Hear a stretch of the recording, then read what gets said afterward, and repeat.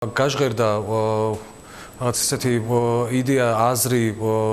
თითქოს ფაქტი, რომ ჩვენი პარტნიორები, დასავლელი პარტნიორები არ გთხოვენ და არ გვირჩევენ, რომ რუსეთთან ურთიერთობები აღვადგინოთ და რუსეთთან დიალოგი ვიქონიოთ. მე გახდით საგარეო ურთიერთობათა კომიტეტის თავმჯდომარე და არაერთგზის დავსწრები ვარ იმ მაღალი დონის შეხვედრებს, როდესაც სწორედ ეს რჩევა იყო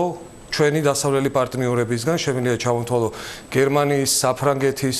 პრეზიდენტებისგან, ისევე როგორც საგარეო საქმეთა მინისტრების მხრიდან, ასევე 2008 წელს ჯერ კიდევ ამერიკის შეერთებულ შტატებში საპრეზიდენტო არჩევნებამდე მთელი გუნდი,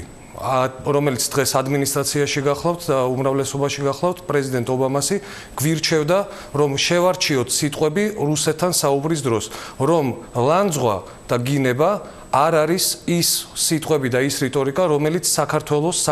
ხელისუფლებას და ქართულ ხალხს აწყობს რუსეთთან დიალოგში, რუსეთთან დიალოგის აღდგენისათვის. ასევე აქ საუბარი არის და ძირითადი ლეიტმოტივი ჩვენი დღევანდელი გადაცემის გახლავთ ის, რომ ერისიონს უნდა შეესრულებინა თუ არა თავისი კონცერტი კრემლში და ბატონმა კახაკი ბენთუგიძემ აგვიხსნა ზუსტად კრემლის არქიტექტურა, რომ ეს არის კრემლის კედლებს შიგნით და იქ არ უნდა ყოფილიყო, მაგრამ როსტოვში ნებადართული იქნებოდა და ასევე იყო საუბარი იმაზე, რომ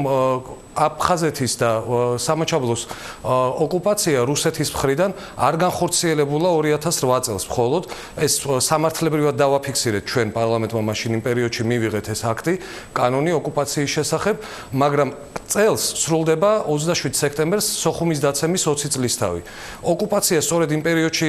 დაიწყო საქართველოს და სწორედ რუსის ჩექმა იყო ის, რომელმაც გათელა ქართველების სიცოცხლე და მრავალი ასეული ათასობით ლტოლვილი გაგვიჩინა ჩვენ იმ პერიოდში. ბატონი კახა ბენთუგიძე 90-იანი წლების ბოლოს გახდათ სწორედ კრემლში, კრემლის სწორედ აი ამ კედლებს შიგნით რუსეთის მთავრობის მრჩევლად, ასევე პარტნიორად მას ყავდა უამრავი ადამიანი და მშვენიერ სიმფონიაში იყო რუსეთის ხელისუფლებასთან იმ პერიოდში და ამ შემთხვევაში კრიტიკას ერისიონისგან მისგან მე ვერ მივიღებ ვერაფრით. დიალოგი რუსეთთან საჭირო არის, აუცილებელი არის სწორედ იმიტომ, რომ ჩვენი ტერიტორიული თლიანობის საკითხი გადაწყდეს